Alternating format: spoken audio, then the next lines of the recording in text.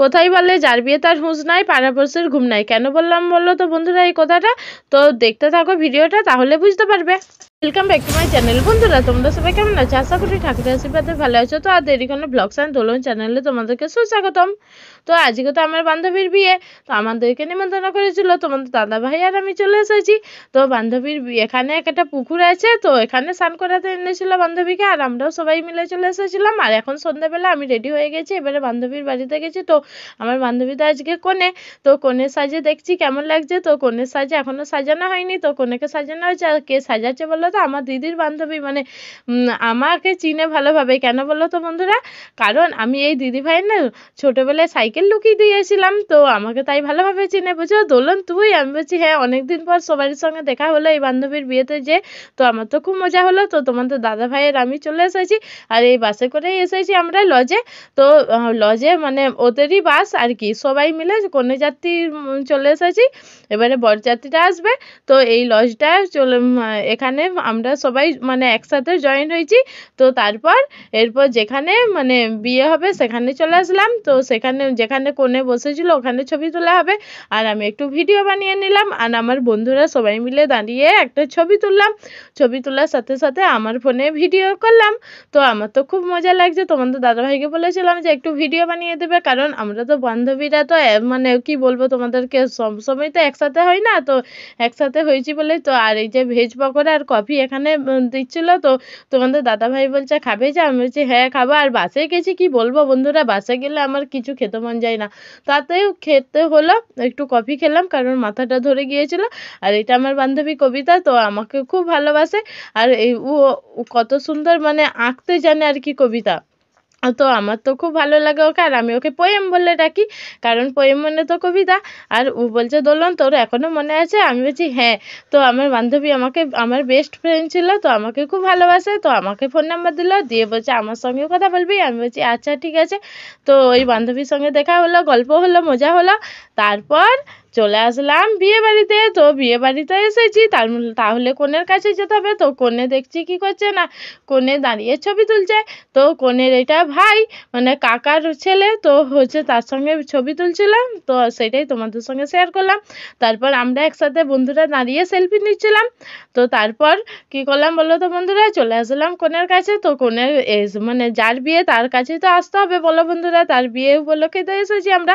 আর এখানে আমরা রিলস বানিয়ে নিচ্ছি। এবারে বুঝছো কেন বলেছি যার বিয়ে তার হুঁশ নাই, পাড়াপড়শির ঘুম নাই? কারণ যার বিয়ে তার মানে তাকে নিই না, কিন্তু আমরা রিলস বানাচ্ছি। আসলে কনেকে কি করে নেব বলো তো বন্ধুরা, কারণ যার বিয়ে তার তো একটা টাইম মানে বাঁধা আছে।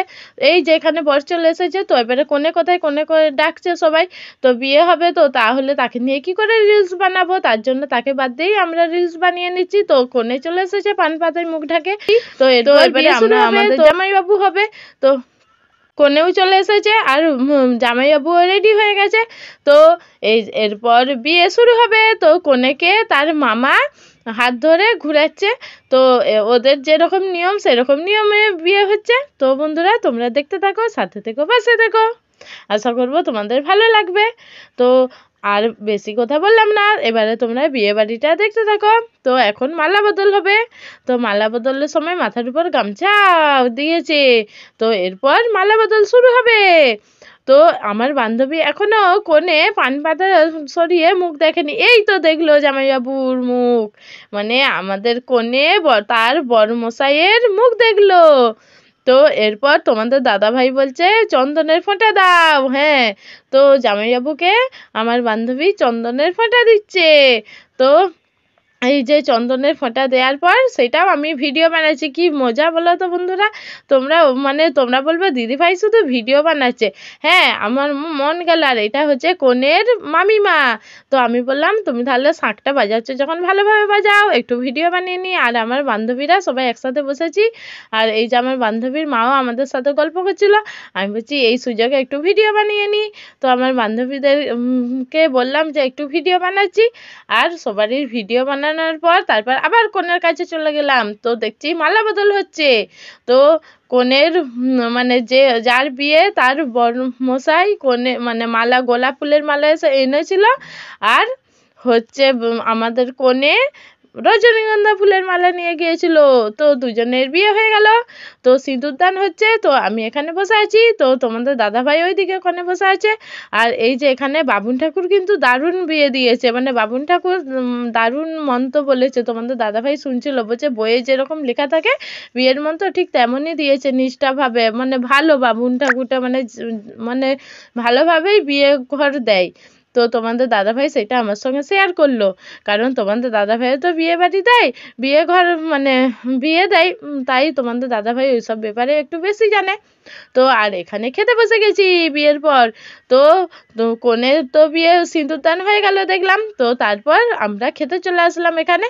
তো তোমাদের দাদাভাই বলছে খেয়ে নাও, আর বাসে এসেছি খাওয়া যায় বলো বন্ধুরা, একেই আমি তেমন খেতে পারি না। তো তারপর দেখছি দইও দিয়ে দিয়েছে, আইসক্রিমের বদলে দই দিয়েছে। তো দইটা ভাবলাম যে উঠে খাবো, তাই হাতে নিলাম। তো আমরা খেয়ে নেওয়ার পর দেখছি কনে জল খাচ্ছে। কনে বলছে তোদের খাওয়া হলে এবারে আমরা খাবো। তো এরপর আমরা বাড়ি যেতে হবে। তো এবারে অন্ধকার হয়ে গেছে, বেশি রাত হয়ে গেছে, চারিদিকটা দেখলাম। আর অনেক জায়গায় কিন্তু শেয়াল ডাকছিল। তো শেয়াল দেখা যায়নি, কিন্তু শেয়াল ডাকছিল, শুনতে পাচ্ছিলাম একটু একটু।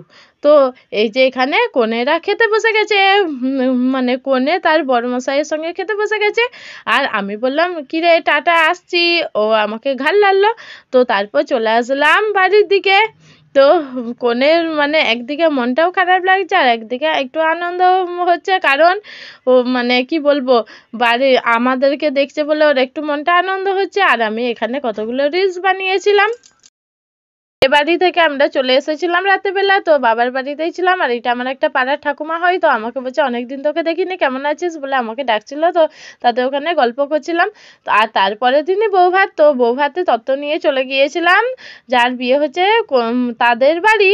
হ্যাঁ, তো যেখানে আমার বান্ধবীর বিয়ে হয়েছে, তো তাদের বাড়িতে চলে এসেছি। তো এই যে এখানে বাসে করেই এসেছিলাম। তো এই যে এখানে খাটটাও দেখে নিলাম, কি সুন্দর ফুলসজ্জার খাটটাও সাজিয়েছে। তো তাহলে দেখলে বন্ধুরা কি সুন্দর সাজানো হয়েছে মানে ফুলসজ্জার খাটটা। তো দেখে চলে আসলাম কোথায় বলো তো বন্ধুরা, যেখানে মানে নতুন বউ থাকবে সেখানেই তো এখন সবারই ভিড় থাকবে, তাই না বন্ধুরা। তো আমার বান্ধবীকে কীরকম সাজিয়েছে তো তোমরা কমেন্টে জানাতে ভুলো না বন্ধুরা, কেমন লাগছে আমার বান্ধবীকে। তো আমার তো খুব ভালো লাগছে। আর আমার সব বান্ধবীরা আমরা একসঙ্গে বসে পড়েছি কোথায় বলো তো বন্ধুরা, চেয়ারে, হ্যাঁ বসে ভিডিও বানাচ্ছিলাম। আর এখানে তোমাদের দাদাভাই আছে, আর এখানে এই যে আমার দিদির বন্ধু সেও গিয়েছে। তো সে আমাকে হাই বললো। তো তারপর আমরা কতগুলো ছবি তুলে নিলাম, নতুন বইয়ের সঙ্গে তো ছবি তুলতেই হবে।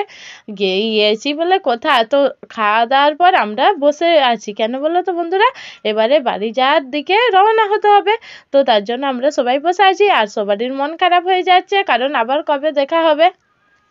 তারপর সবাই সবারই সঙ্গে গল্প করছে। এগুলো হচ্ছে শ্বশুর শাশুড়ি আমার বান্ধবীর। তো তারপর মানে সবাই সবাইকে মানে টাটা করলো, দেখা হলো, মজা হলো। তারপর আমরা গাড়িতে চেপে পড়লাম।